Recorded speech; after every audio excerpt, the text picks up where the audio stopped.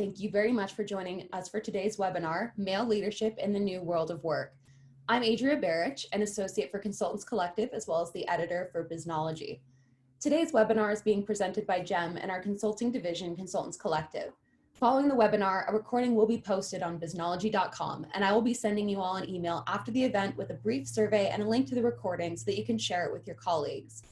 I am joined today by our featured speakers, Consultants Collective member and leadership expert, Lisen Stromberg, in a conversation with her colleagues, Dr. Brad Johnson and Dr. David Smith, co-authors of Athena Rising, How and Why Men Should Mentor Women, and our moderator, Consultants Collective executive coach, Kevin Jordan.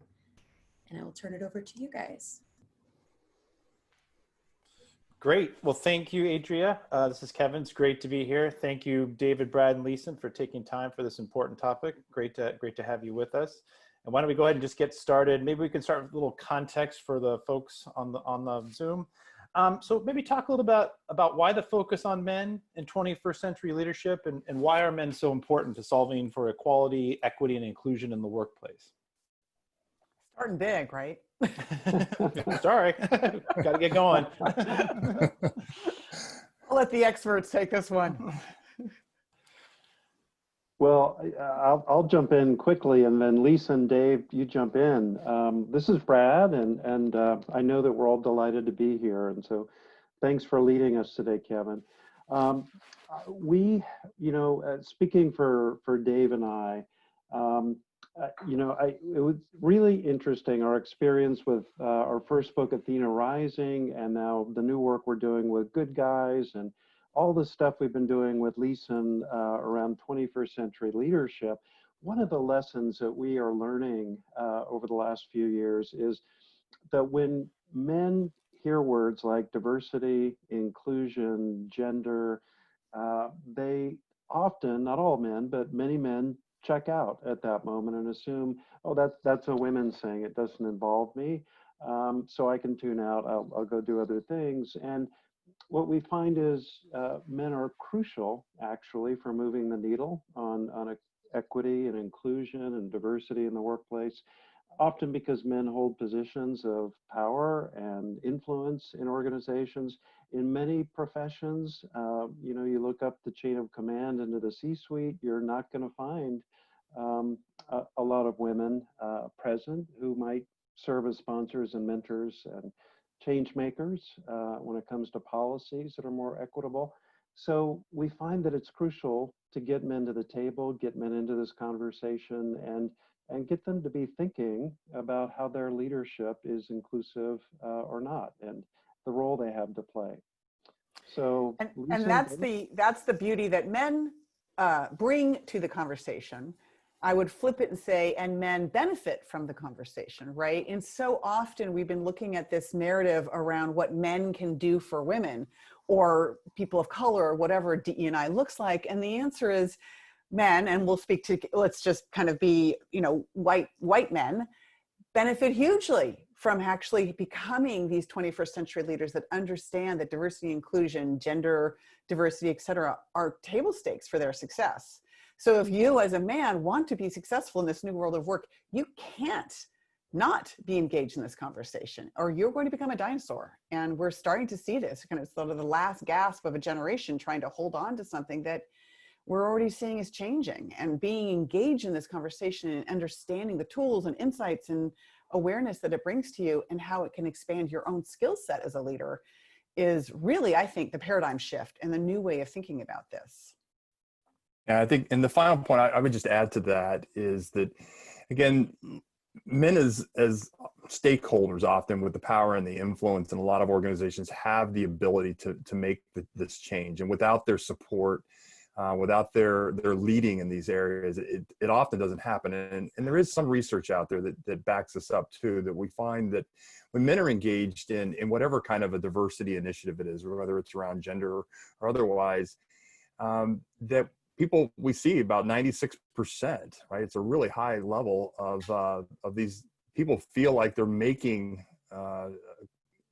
advancement and really moving the dial on inclusion in their organizations and achieving the goals they're set out to make. But when men when men aren't engaged in organizations, we find that it's down to like 30%. So it really makes a difference when guys are involved in this. Mm-hmm. Mm-hmm. Great, Lisen, Go ahead. I'm sorry. Sorry. You mentioned the word men benefiting. Maybe you could say a little bit more about some of the specifics around those benefits. Could you maybe elaborate on that point? Sure. There's a really great book also called Athena. This is actually called the Athena Doctrine, which is not nearly as good as Athena Rising, the books that my friends have written.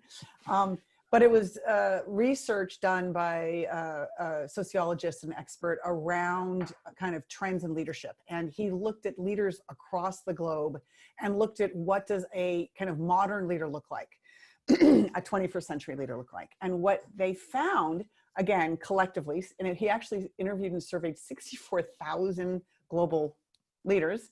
And what they discovered, in fact, that the traits of a modern leader were what he called feminine traits. And I struggle with that because I think sometimes we get, oh, well, if it's a feminine trait and I'm a man, then it can't relate to me. Or if it's a masculine trait, it can't. So I worry about that language, but let's just kind of keep with his language. And what he discovered is that all the traits we hear about, right? The ability, the comfort with ambiguity, the, being agile, which of course right now you have to be really comfortable with both of those. The notion of transparency, vulnerability. Brene Brown does wonderful work on that conversation and helping leaders, male leaders, get in touch with that fate, that part of them.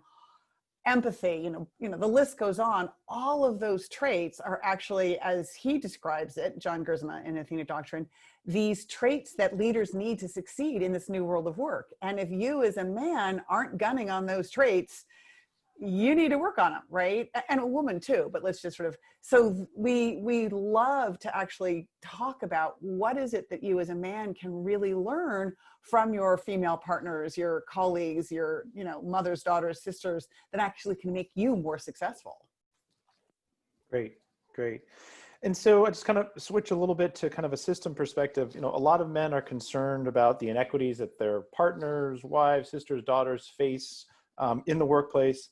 They're committed to wanting to fix the system, trying to make it better, and help people. How can they start to tap into that kind of that last point you made, Lisa? How can they start to kind of be more effective and affect change? Yeah, I'll jump in there. And so what we found in our research for our new book, Good Guys, and this is about how men can be better allies for women in the workplace, is that this motivational aspect about what pulls us in to do the work is really important. And often, men have a kind of their own diversity narrative around this that it really kind of gets to that motivation. And we found kind of three broad areas, and one of them is kind of the personal connection around motivation to do the work. And we find that, again, lots of people have a connection to, whether it's a family member or it could be a really important colleague at work, it could be a mentor or a mentee that they work with, but somebody where they've seen the experiences, right, of again, how these inequities have played out. And it gets in touch with that, that justice or fairness gene that we all have, right? And that's really what we're talking about, is you got to get in touch with that just a little bit, right? To get that sense of purpose and motivation to do the work.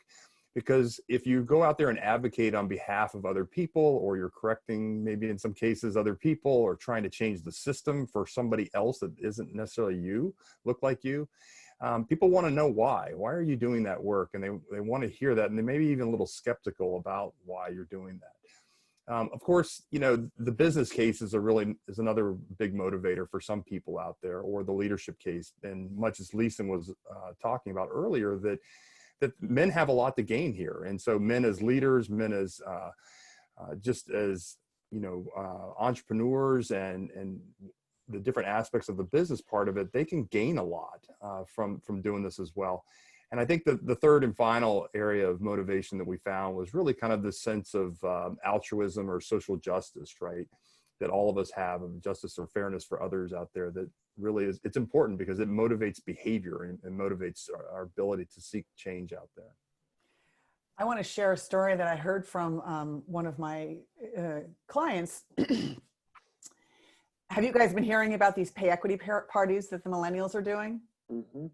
This is scary if you guys aren't focused on pay equity. So a bunch of people on a team will gather, cocktails. This is, of course, obviously pre-COVID, gather cocktails, and they will write down their base pay, their bonus, whatever. And they'll, 1, 2, 3, reveal it. And it's men and women. And this has happened again and again, where the men will find out that same job, same everything, and the women are getting paid less. But the men are going to HR going, what the heck? Why is this happening? It's the men who are becoming, because of the fairness gene or whatever it might be, they're going, this is not right. I mean, I know Jill right next to me is awesome. Why isn't she getting paid what I'm getting paid? Something's wrong with this. And it's challenging and forcing kind of a transparency and a commitment to pay equity. And I just love hearing those stories, right? How can you, that's not just allyship, that's like just logic. These guys are like, what the heck? That's not right. Right, right. We've used the term now ally a couple of times, maybe just to kind of level set for our group. How would you collectively define a male ally? And could you elaborate on 2 or 3 things that make excellent male leaders and allies and mentors for women, just so folks have an idea of what your kind of vision for that is? Yeah. So I'll start with the work Dave and I have been doing with Good Guys and kind of use the operational definition that we've settled on and sort of works in the work that we have been doing with men. We think of it as sort of, 2 parts to allyship. And the first one is really sort of the easier one in many cases, and that is, how do I show up relationally for women in the workplace? And this has to do with my sense of holding myself accountable for my own behavior, my own attitudes, biases, sexism. I am committed to expressing as little of that in my relationships and my communication as I possibly can. I also want to show up as a friend, as a colleague, as somebody who's got some interpersonal skills and is invested in how my female colleagues are doing. That is sort of the easy part. And the second part is often the tougher one, and men struggle with this a little bit more. That's the public systemic allyship. So how do I show up as a disruptor in terms of the system? When I see something untoward, hear that raunchy joke or something harassing in a meeting, how do I disrupt that? And what's the process I can use to be effective that way? How do I own it when I disrupt something in the workplace and say, that didn't land the right way with me, and I'd like you not to do that again? How do I, as Lisen was just saying, how do I create real systems change, whether it's pay equity, whether it has to do with parental leave and childcare, telework? How do I advocate for policies that work for everybody, not just me? So I think allies have got to do both of those, the public systemic and the interpersonal.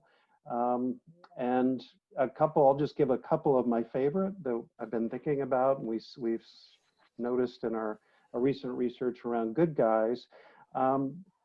Showing up, decentering, and listening. I think if more men could be great rock star listeners, and the paradox is, to do more in this area, I actually have to do less. So less teaching, less speaking, listening, avoiding assumptions, having a real learning orientation, learning about her experience. If men could approach relationships with women in the workplace that way, that would make a big difference. And then the other one I'll throw out is sponsorship. I think the evidence is very clear right now that women tend to get less sponsorship even when they're being mentored. And if you want to be an ally and you're engaging with women in the workplace, you've got to be asking yourself, am I pushing women forward? Am I networking women as deliberately as I'm doing that for men? And I think allies sort of do a self-audit in this area and ask themselves, am I doing the sponsorship? There's some really tactical things, literally tactical things. Excuse me. Jen and I had this conversation. I prefer not to participate in panels that aren't diverse. So here we are, a bunch of white people. I wish we had, more diversity on our panel here. So if I'm going into a panel, I'll typically ask, who are the other panelists, and try and find out, are there men? Are there women? Are there people of color? Are there, what kind of diversity are we bringing? Because obviously we're going to get much broader insights to be able to share that, right? as attendees, you want people who can bring a different point of view, right? That's the best work that we can offer. That's a very tactical one. And one I think that really allows allows a table stake and send a message. Look, as a man, I don't participate in panels that are just manels, as they call them, right? That's an easy one, right? The other one, it's very, you've heard, like, does she have a seat at the table? Who's at the table in your meetings? Who are you, who's sitting there, and who, not even just is she talking, just is she in the room? And then of course, if she's in the room, is she participating, and at what level, and how does that look? And or not just one person, but all of those. These are very tactical things you can do. So it's not just pie in the sky, it's literally what can we do on a daily basis? I think it's important also to remember that as part of that definition that Brad gave around allyship, there was a systemic piece to that. And that, again, as allies, we can be allies for any group, right? So again, if you're part of a dominant group, being a white man, I can be allies for people of color. I can be allies with women. And we have to think about that, about in particular, where are the systemic inequities being created? So in the everyday practices and the everyday processes that are in our workplaces, if we're aware of these, what are we doing to fix those? What are we doing to create that change? Because if you're part of the dominant group, then, using your privilege for good is making that change. Not doing anything is not using your privilege for good, right? So we have to think about it in the everyday practices. Where are places that we find these? And it could be everything throughout the employment process, right? Of how do we recruit? How are we the hiring process? Are we looking for talent pools right there that are diverse, or are they just, again, part of a culture fit of a group of people that look just like us because we think they're going to fit into our organization?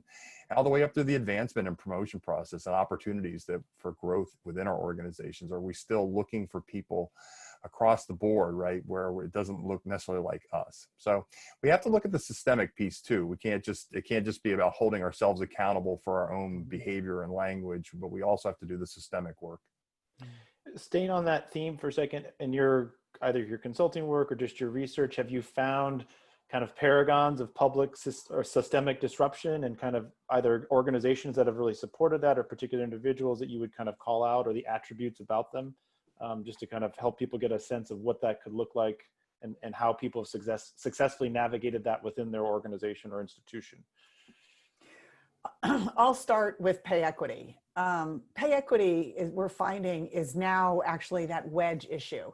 If you can actually drive pay equity and actually assure that pay equity exists in your company by having maybe an outside person define it and approve it. For example, there's a really fantastic startup I'm telling everyone about called Syndio, SYNDIO. Go check them out. They actually are a new company they're about 2 years old. They actually have a SaaS model that allows companies to do really compelling pay equity assessments and keep it on track and ensure that it's not a one-off, it goes again and again and again. So that, to me, is if you can solve for that, that's a really great way to solve. There's another way of looking at it, which is transparency as a corporation, meaning, are you actually sharing your programs policies? If you guys have seen, many companies are really uncomfortable with this, but Buffer has a public dashboard that shows you who they've hired, how they've retained them, what they've done, what this pay equity looks like. It's right there on their public website. Go to buffer.com, you can see what they're doing. Now that's as transparent as they get, but a lot of companies aren't comfortable with that. But those are sort of some places you can start. Yeah, we were recently Brad and I are working with a company called iSIMS, and located in New Jersey.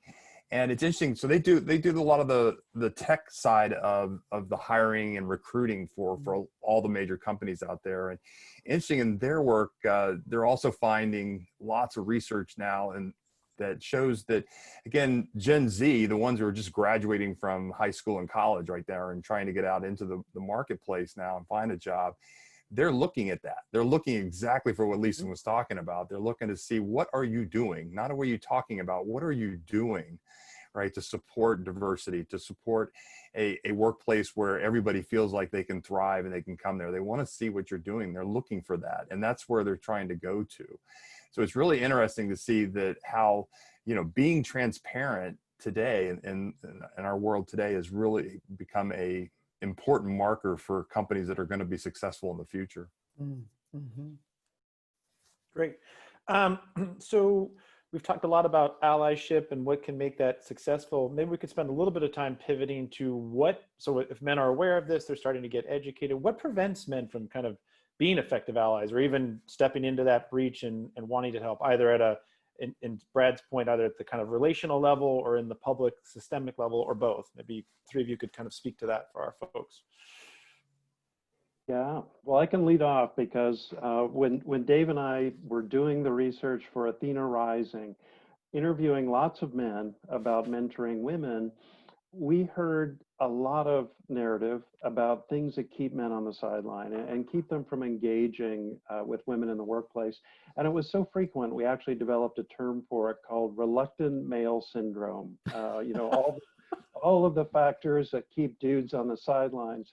And they range, so one of the biggies is, I don't see women as high flyers or future leaders. So my own biases, my own internalized gender biases that women, are nice, but they're not future leaders. If that's something that I'm carrying around, I'm less likely to be pushing women forward and sponsoring them. A lot of guys have anxiety, right? And the anxiety takes different forms. I may be anxious that I just don't know how to have a close, connected, interpersonal, mutual relationship with a woman at work because I don't have a roadmap for that. I know how to have a relationship with a daughter or a spouse or a mom, but boy, no one gave me a roadmap for how to have a great collegial relationship with women at work. Other guys are anxious about what people may say, gossip. Some guys are worried that they'll step in it and say the wrong thing and, be off-putting to their female colleagues in some ways. So a host of those things, I think, can make men nervous. And then along comes MeToo. And, you're seeing all the data from Bloomberg and Lean In that men in the current corporate environment are just less comfortable than they were a few years ago, having mentoring conversations, having lunches, having coffees with women at work. And, that can be a little frustrating for those of us trying to get men to the table. But, we want to have some empathy and also be really no nonsense in the message we're giving guys. So, as a clinical psychologist, one of my favorite things to share with men is, look, if this makes you anxious, engaging with women at work, which is so important for your company and you and the women you work with, you got to do what I call exposure therapy, right? So there's only one treatment. That's more exposure, more lunches, more coffees, more conversations until you manage your own anxiety. So we have to take some responsibility for that, I think, as men. I'll tell a story, a personal story, which I wrote about in my book, Work, Pause, Thrive. I had a mentor. He was a colleague. He was slightly older than I was. He was a little farther along in his career. We were friendly. We would go to lunch. He would kind of give me advice. I got the inside skinny what was happening in the company. I felt like it was just so great. And then all of a sudden, out of the blue, he stopped responding to, it was back in the day, so we had emails, but he stopped kind of responding to my, hey, let's go to lunch, let's grab coffee, whatever. Literally shut me down. Excuse me. And I mean, it was devastating in so many ways. One, I missed his good company, and two, professionally, I missed his good advice. Within 4 months, I'd left that company. That was just one of a number of reasons I left it, but not having that connection made me say, why do I want to stay here? Like something's going on. I found out years later that he had heard that there was a rumor that we two were having an affair, and he didn't want to hurt me. And so he just thought the best way to do it was just completely shutting it down. His intentions were really good. And I would say I appreciated his effort, to quote unquote protect me, but the consequences were really devastating to me. So I would flip that and say, if in fact there's that anxiety, first thing first, have that tough conversation. Oh my God, this is so uncomfortable, but this is awful. I want to make sure we're above board and clear, and that I'm not hurting you in this, in our connection. So, and that takes trust and that takes courage. So courage, I think, frankly, is a really big one. Guys, get a little courage. Come on. Yeah, I think that's a great point, Lisa. And the courage piece in particular, that because what we found is, both with Athena Rising and with our research around good guys, is that men were often sitting on the sidelines. And again, much like Brad was talking about earlier, in that, hey, these guys, when you go into their home and you start talking about allyship, for example, for the women that are in their family, they're like all in, they're all in allies and gender equity. But then, suddenly when they go to work, it's like, where are they? Where are these men? And they're on the sidelines being quiet, because a lot of them are afraid in terms of, I'm not sure what to do. I'm not sure. And I don't want to get it wrong. Right. And so this back to courage, having the moral courage to try to do what's right, and also be a little bit vulnerable, as we've talked about earlier. And then I'm going to make mistakes along the way. And that's okay, right? That we can admit to our own mistakes, but we're just trying to get it right. And we're trying to be better at this, but it's going to take some of the learning, and it's going to take more conversations, and it's going to take more interaction, and not less. And so I think that's part of the conversation that we got to start having. We just hosted I think you guys know this, we hosted a webinar for 551 North American leaders around how to lead in the midst of COVID, racial injustice, everything else, all of the things that are happening. And it was kind of 3 lessons. 1, be curious. That's back to both listening, but also being curious, being vulnerable, willing to ask. 2, be brave. Right? Be brave enough to say, I don't have the answer, but I want to. I want to learn how to be a better ally. I want to learn how to be a better leader. And then take action. That's the systemic part of it. Take action when you learn about these things. Take action on an individual level. Take action on a systemic level. Those are kind of 3 keys. Be curious, be brave, take action. Boom. Right? It's hard though, when the culture in many ways has taught us, especially as men, that we have to have all the answers and we have to be right. Right. And so we're up against, what the culture has taught us for so long, and we've got to begin to make that shift. Yeah. So I want to stick with that for a second, David. So in your work, have you seen examples or heard of examples where men felt they were penalized, or there was a backlash for their involvement, or they were perceived as being, less manly or wimpy, pick your stereotypical word here. Yeah. What does that look like, and what advice have you offered to kind of help men sort of transition through that sort of anxiety or narrative?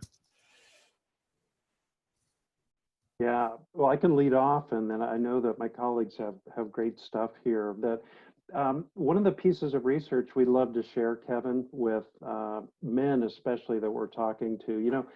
Just to paint a scenario, you're in a meeting. It's a big meeting. It's mostly men, maybe all men. Some dude says something, quite sexist, totally inappropriate. Maybe says something very harassing about a female colleague. Men in the room are quiet, right? Very often it's silent. You hear the crickets, and many of the dudes sitting around that table make the assumption that, well, every guy who just heard that thinks it's okay, right? That's why no one's saying anything. The research evidence actually shows that a lot of those guys at the table did not appreciate that. They find it inappropriate. It's upsetting to them in some way. But because they have this erroneous assumption about what other men are thinking, they don't respond. And the interesting stuff on bystander research is that when one guy in that context will actually say something, hey dude, or bro no, or whatever he's going to say to disrupt that, other guys are suddenly like, oh, they get unfrozen at that point. It's not just me who found that inappropriate. And suddenly you get this sort of groundswell of pushback, and you get guys on the same page that that's not who we are, it's not what we do. So one of the things I would want to say to those men is, you're not alone, but you got to be the disruptor. You got to be somebody who says something. And Dave and I have this technique we love to use called the ouch technique. We teach guys to, within 2 seconds of that comment or that behavior, just say ouch. Because the beauty of that is it buys you like 2 more seconds. And then as everyone in the room is turning to you, you can begin to formulate what didn't land the right way with you. But you got to say something in that moment. And I would say that there's another thing that I've seen, and my male colleagues have come to me and asked for advice, which is when men feel shame around women. So these are men that you're talking about, an environment where men are, it's just men in the room, right? And what can men do and how do you respond? But there's also that environment where men are experiencing feeling shame because they're being either collectively are being called out and they're like, I don't want to be part of that, right? I don't want to be part of that. What do I do? And I think there has to be some space for us to say, you're not an, as a woman, we have to say, you guys aren't experts. We can teach you. Glad you're willing to, learn, right? There has to be kind of a partnership in this. Because a lot of guys come to me and say, I just don't know what to do in this situation. And I'm grateful that they feel comfortable coming. And I think we as women can actually provide that partnership as well. Like, oh, thanks for asking. Here's what made me feel comfortable. Someone else might have felt differently. I really appreciate when a guy comes to me and says, ugh, I didn't know what to do. What should I have done? I think that's courageous. Yeah. And Kevin, you mentioned the word wimp or wimpy, and it's interesting in the social psychology research out there, there is something called the wimp penalty that we find that is associated with men, in particular when they are involved in things that are outside the traditional male realm. And so gender initiatives in particular, right, there is a bit of a social penalty around what we call the wimp penalty. But what's interesting though is when you look, there's some other I think it's really helpful research to look at. When men speak up in particular about, and again, it could be around race, it could be around gender, but let's just focus on gender for just a minute. If they speak up on behalf of a colleague there and act like an ally, right, to either point out a bias or to point out something that's not quite right there, when it comes time for performance evaluations, guys don't get dinged for that. In some cases, there's actually, it's helpful for them from a performance perspective, as opposed to their female colleagues who are definitely going to get dinged on their performance evaluation, right? And again, that's not fair either. And another reason women have learned, right, that it's not okay in a variety of different settings to speak up.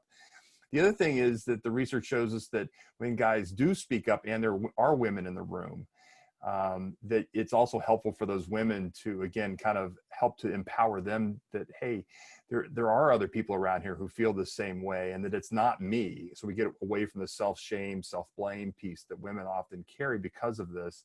And it also empowers them to take action in the future, right? So we're creating more allies with women in the workplace when we speak up and we do this kind of work.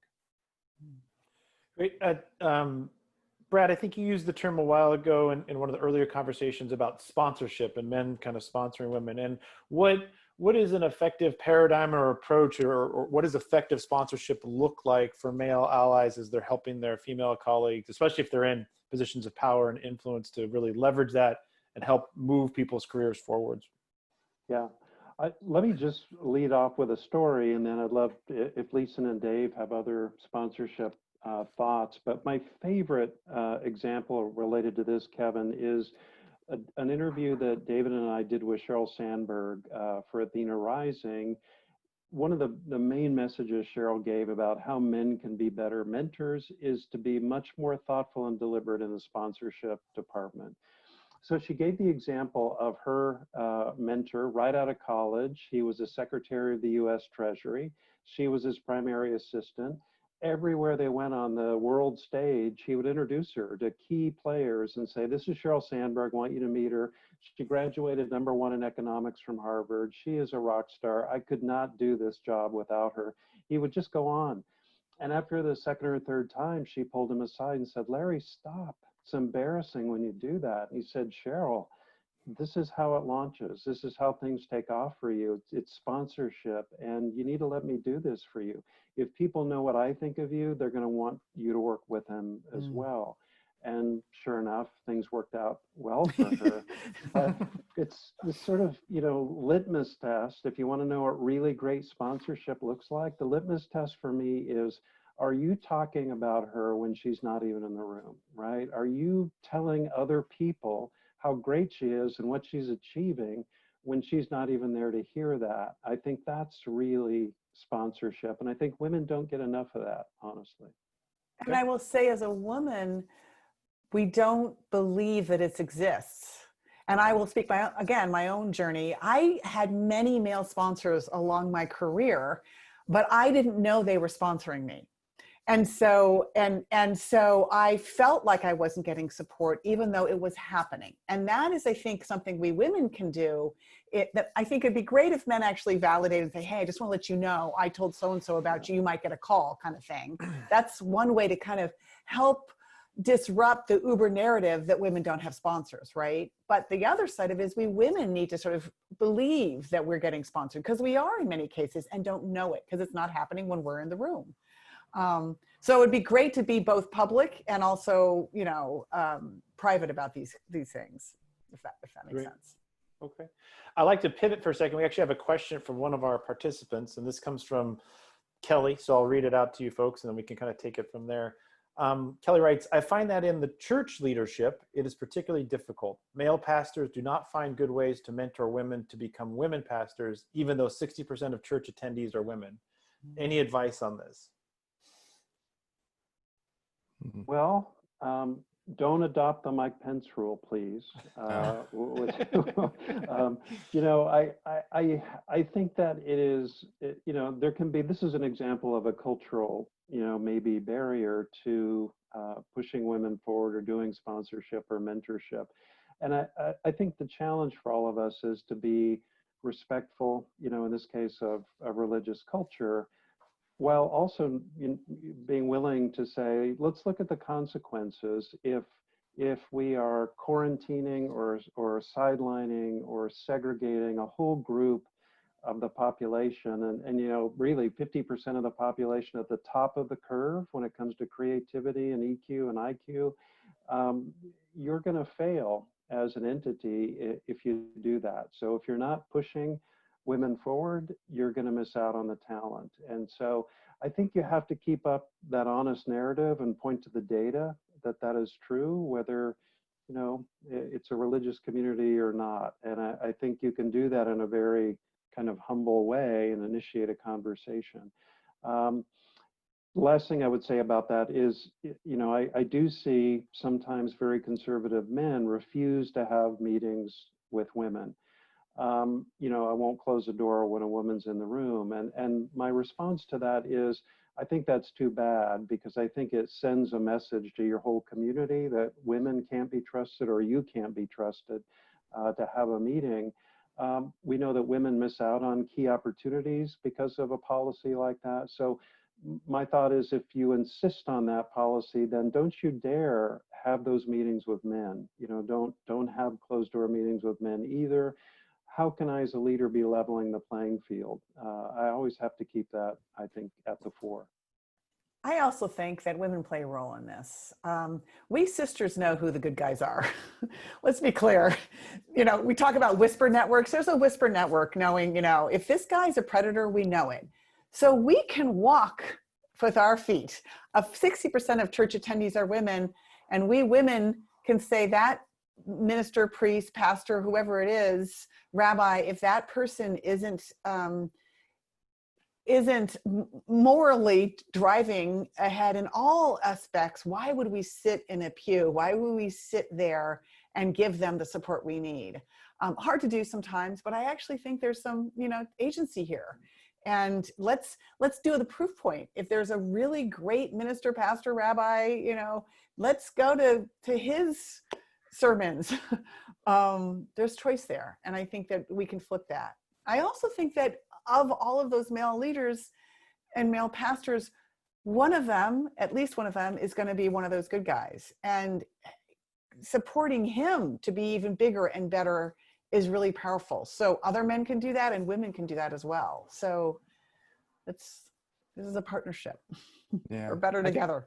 Yeah. And I think you have to also kind of, I don't know, it's hard to get a sense here maybe of what is holding them back from doing good ways to do the mentoring. But, and Brad, and Lisen just addressed a few of them, but from a solutions perspective, sometimes again, if it's a perception issue that they're concerned about the perception of being spending a lot of time, right, mentoring one particular woman, well, then don't mentor one, mentor 12, right? There you go. And maybe don't mentor in single person settings, mentor groups, right? And I'm certain that that's probably part of the, again, the culture within the church as well, right? To be doing some of that. And I think once you see that, yeah, you can be doing lots of this with lots of people, then it doesn't become so unique or different, or, hey, what might be going on there, or concerns that these perceptions are problematic in some way. So yeah, don't find a group setting out there, or mentor lots of women. Mm. And Lisa, I just learned a new term. I love that, whisper network. Thank you. You got it. Well, I wanted to play off of that, and more importantly, I think Lisa used an important term: women having agency. I really like that, and so, and we spoke a little bit about this a few questions ago. But how more explicitly and concretely can women who want to amplify excellent allyship, excellent sponsorship, what steps can they be taking to sort of be that amplifier to kind of get the word out into the network and the community that there are some good guys and they're actually helpful and trying to affect change either at the interpersonal level or at the systemic level? Well, I'll take that one. So I do my best to be very public about acknowledging men who I think are really walking the talk. I mean, I will on LinkedIn or various social media be very public about, one of the good guys. I'm very, very public about championing men who I think are really doing great work. Obviously, my colleagues Dave and Brad are two brilliant examples of this. But I also, so there's the very public, display. I also will make a note. I will comment, oh, look at Joe. Did you see how he engaged in that? That's a great example of doing it right. Like, I'm very public about that. I'm also very public with, in smaller groups with male colleagues. I will say, hey, thanks for doing that. That really, I'm very acknowledging, I guess is the way to do it. And I don't mean to be condescending. It's just like validation. Thank you very much. I want to acknowledge what you've done. That makes a big difference. So I think there's something, I think we all need to be validated, right? So I think there's something powerful about appreciation. Great. Yeah. Great. One other thought there, Kevin, is, to get more men engaged in this conversation in your company, consider inviting those guys Lisen was just referring to your women's ERG, right? Wow. Or, how about a subtrack within the women's ERG for male allies? And when you invite them, tell them why you're inviting them. I've noticed the work that you do. I've kind of seen you have a heart for equity, and you enact it in your behavior. We would be so better for it if you would join our group, and I'd really appreciate that. That kind of invitation, I think, is quite powerful, and I think guys will listen and respond to that. Absolutely. I know I was so honored the other day. I was invited to be part of a webinar. An African-American man who I think is absolutely one of the good guys. His name is Walter Gear. He's just amazing. He's doing really great work around Black health. And he's working at TBWA World Health. Anyways, long story short, he nominated me to be part of a group to talk about how allies are doing it right. I was so moved. I don't think of myself as an ally who's doing it right. I'm someone who's just trying to figure this out. But to have his validation was so powerful to me. So I flip that and say, as a woman, what man can I say, you're really doing it right? I'd like to invite you to join this conversation we're having, this webinar. You might really benefit from that. Kind of that invitation in, to me, is so important. So yeah, Brad, good point. I think it's also something too that understanding, because I think a lot of times guys, we would just look at that and go, that's just what I do. That's who I am. I'm doing what's right. And not understanding that everybody sees it that way, and you're validating, I think, is really important. And maybe even a little bit of a little social comparison would be helpful too. It's like, I wish more guys would do it that way, or would be like that. And because that gets guys thinking a little bit. That's great feedback. That's good positive feedback, positive reinforcement. And also for him to think about, maybe I ought to look at some of my other colleagues here and see how we're not doing this as well. And maybe I can talk to them. Brad, you mentioned ERG, employee resource groups, I think is what you were referring to. And so um, how are you finding that men can get involved with those in the workplace? How effective has that? And how do those groups kind of help women ultimately, but help men actually to help women in the process? So I definitely want to talk about how men should show up, but I think Lisen should lead this off because she was instrumental in starting kind of the Manbassador program with a big conference. And so I'd love to just hear what the thinking was and how that took off. And then Dave and I have some thoughts about how men should show up if they do get invited to that. So in the research I was doing with in my previous company, what we were finding is that men were unclear about how they could engage. They felt that they didn't know what their role was. Some of them also felt fearful. I feel like every time I try and find a job, they're putting women in that role and I can't get a job. So there was a building resentment. And we thought, well, how can we actually break through and help men see that they have a role and what they can do? So we crafted, this was for creative men in advertising. So we crafted what we called an ambassador workshop to really help men figure out how they can be ambassadors and what they can do. And we talked about what does it mean to be, inappropriate, what's clueless, what's creepy, what's criminal, right? What does advocacy and allyship look like? How can you be not just an ally, but an accomplice and a co-conspirator to actually, shift the systems and the paradigm? But in that work, I'll be frank, what I realized was that if we don't elevate this and get beyond allyship and get this to leadership and get to the point where we understand that the new world of work requires men to be this way, that men this was going to be a major problem. And so that actually shifted my paradigm and helped me see that we needed to elevate this to a leadership conversation and to a conversation about kind of what is best in class, what is that model we all want to aspire to. And it's not necessarily unique to men, although of course, these traits apply for men and women, but what do we need and how can we be there? And diversity, inclusion, all of that is table stakes for that. So when Dave and I were working on the book Good Guys, one of the things we got a lot in the interviews was, men asking, well, how do I get invited to the Manbassador track or male champions or, male allies in some form, and I want to take part in this. How do I show up? And so we, have some rules of the road, and I'll just mention a couple, and maybe Dave's got some others. But number one, just be quiet. Just show up and listen. Have that learning orientation. I think too many men show up and think they've got to say something or take charge or become the spokesman, and I think nothing, sabotages my learning and my really engaging than talking too much. So I want to use that as a learning moment. I want to listen. And I would also just add, I need to be all in. So I see too many senior male leaders show up at these things. They'll stay for the first 10 minutes and make an introduction and then they leave. Or, they're talking through the thing or they're on their phone. Show up and really be there, be engaged, be committed. I think it's hard for you to learn unless you do those things. So Dave, other rules? Yeah, I think that developing the awareness of, in particular, if we think about the ERG, developing an awareness of women's experiences and understanding for yourself how that might differ from your own experiences in the workplace, and begin to, again, just listen and try to contextualize that and make sense of it. But then as time goes on, I think there's an opportunity here to then begin thinking about, all right, so what's the action I can take to make this better?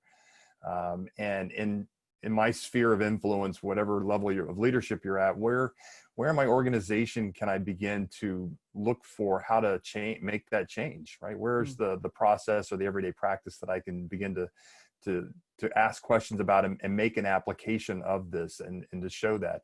And if you're not sure, then partner, again, the Women's ERG is a great place. Hopefully you've got some colleagues in there that and you can, after you've had a chance to listen and develop an awareness of what's going on, is then ask some very, specific questions about, hey, where's one thing that I could change, I could personally change, or we could change in the workplace, in our team, that would make a big difference for you and your experience at work every day. Or ask about a specific process or a practice that you have. And it's like, hey, I noticed that, in the performance evaluation system that, women tend to get some of these language and words that men don't get. What are some ways we might be able to think about how we can begin to shift that, and then invite in your male colleagues, right, to point out that these experiences are different. So there's a learning going on beyond just what you've learned in the women's ERG, but into your own team. Great. Let's shift gears for a little bit. So I'm a woman on this call, or maybe in work that you're doing. I don't feel like I have any male allies in my corner who are ready to advocate for me. Maybe no one's being especially interested or attuned to my needs in my career. What can I do to start finding the good guys, the guys who get it? And what are some practical steps for women to take in that regard? I guess that's mine. So there's this agency, right?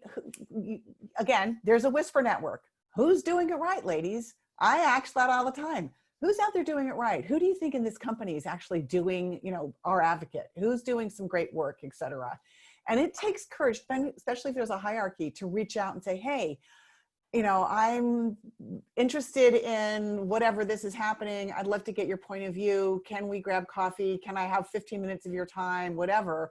It's what you would do with looking out to any mentor, right? It's like, how do I connect with you? How do I make a connection? How can we grow from there? But I think just watch, be aware, right? Like just watch, see the behaviors and acknowledge. I know senior male executives need acknowledgement. And when they're doing something, even if you're a junior woman and they're doing something, you can say, hey, thanks for that. Appreciate it. That goes a long way. Even if it feels like there's a weird power dynamic, go for it.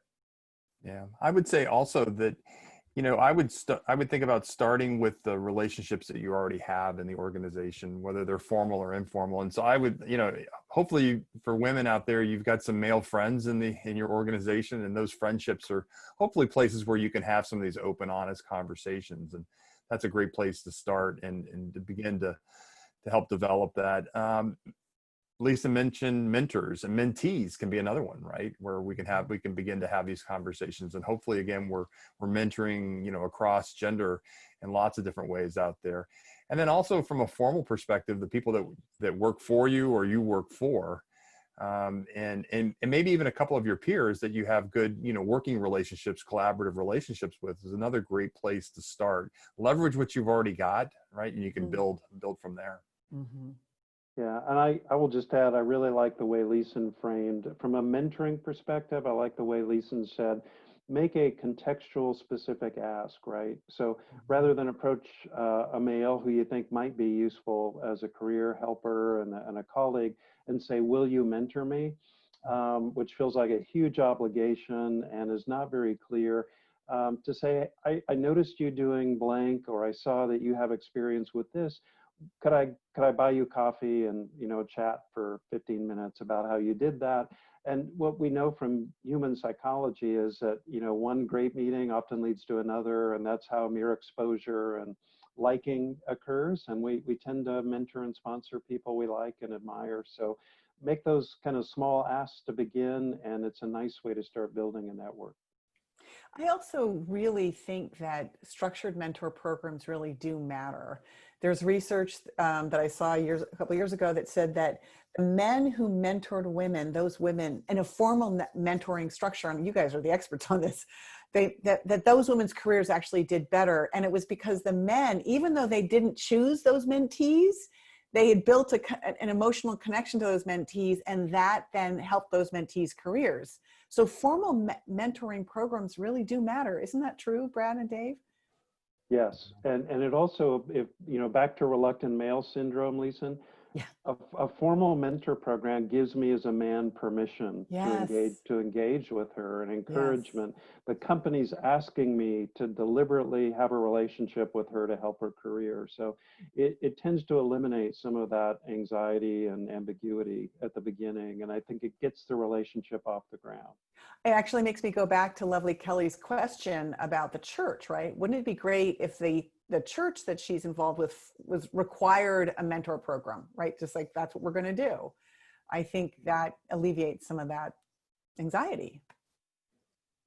We talked a little bit about some tactics, buying coffee, other things, some things we can't really do right now, just given the kind of the COVID world. So I'm curious for folks who are, self-isolated, working from home, working remotely, are how the tactics have shifted in terms of how you approach folks during this kind of unprecedented time in terms of maintaining these networks, building these networks? Any advice or counsel on how to do that, given that we have to things seem more structured and have to be scheduled than just kind of bumping into each other in the hallway and wanting to have a kind of spontaneous conversation? Yeah, I can start there, and then I know Brad and Lisa have some ideas here too, as we've all been experiencing this in a variety of different ways. But yeah, again, allyship, takes a lot of different forms out there, and so of course, we're not doing a lot of meetings in person. We're doing these like right here in the Zoom world, and so there's still an opportunity to take a look at the participant list. I can't do it here on my screen. Oh, I can, right? Yeah, I can see the participant list right there and go, who's in the room. Who should be in the room? And I think Lisen talked about this earlier. It's like, are we talking about something that Lisen is an expert on and she's not even in the room? Or is she in the room, but she doesn't have the mic? They won't pass her the mic, right? To hear what she has to say. And that's, again, where we as allies we can notice these kinds of things. And then, and Brad mentioned decentering, right? So often as guys, in particular white men, we often get the focus put on us. It's really easy for us to get the mic and get the focus. Well, when it happens to come to you, use the lateral and go, yeah, this is kind of what I'm thinking, but Lisen's right here. Why don't we ask her, because she's the expert here and I can toss it to her. The other thing, even in emails or Slack or wherever you're working these days and collaborating, seeing who's on the email or who has access to the information that's useful in doing these things. And then when you see the opportunity to talk about somebody's work and to kind of be their raving fan, even though they're not here in the meeting today, I can do those things. I was like, oh shoot, I should have made sure I invited Lisen, but I didn't. But I can still talk about her and I can still put her name forward and do those kinds of things and be that raving fan, even though she's not here. I would say also, I don't know if you two have experienced this, or all of us have experienced this, but I'm starting to see more and more people reach out on LinkedIn, and it's quite impressive, very specific asks.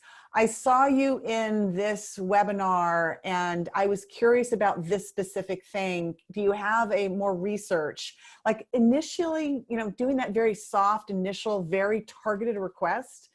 And that's opened a door to some really nice relationships with, frankly, complete strangers, and I think that's pretty impressive. I admire people who have the courage to kind of reach out and say, hey, I thought that and I was curious about it and I'd love to see the research or whatever else. Just to, it doesn't have to be just within your immediate core business group, right?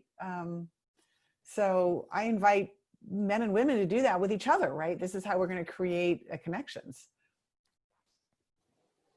Great. Well, we are just about at time. Any parting thoughts, comments, words of wisdom for folks as we wrap up this wonderful and meaningful session for today?